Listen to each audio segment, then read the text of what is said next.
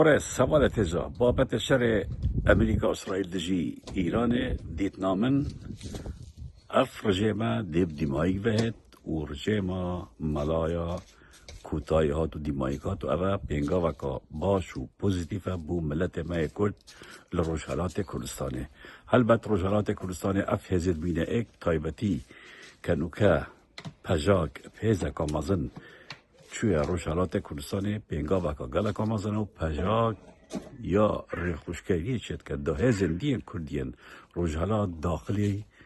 کردستان بن اوه پینگا وکا باشه گله کسی بیشن امریکا حیل مدکت امریکا ما چل گل ما هیم دیلوام چکت که منا ما چره که دیدینش امریکا زاتر امریکا زل هزا دنیای ام مجبورین گلوان تعامل بکن خالا دیا هرا گرنگ من جارا دیجا گوتی بری هشت هیوا کوریدور داود پلان اسرائیلیا نتانیاهوی بخو یا اشکرا کریو یا بلاف کریو یا گوتی گو او کوریدور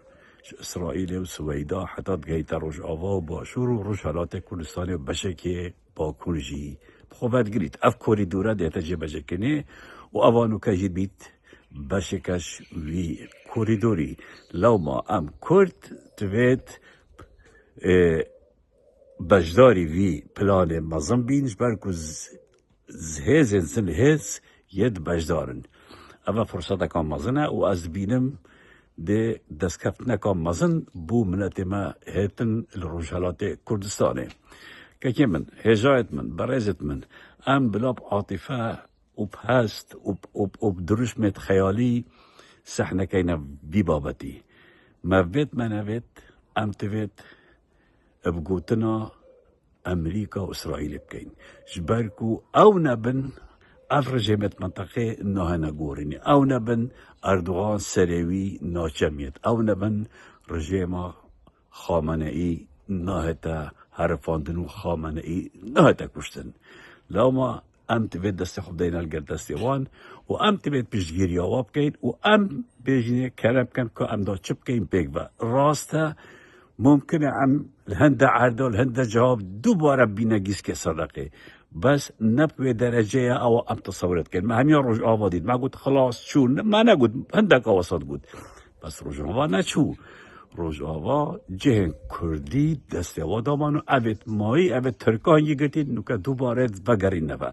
و روجهالات کردستانشی دی کردا روله که مزن هبیتن او اتفاقوان پیش حزباکری کاره که باش بو بجاک اب قوات خوب همی قوات خون که داخل بی و یا حاضریت که دا هزندین پارتندین کردی او جید چنه روجهالات کردستانه و ده شره که مزن الویره شویتن لی سرکفتن بو ملت کردش بلکو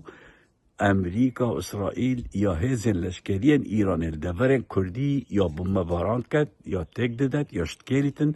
برکو دا بو هزین کردی آسانکاری چه بیتو بشن دولت خو کنترل کن ببیند خیر و خوشه دا و سرکفتن بهرامه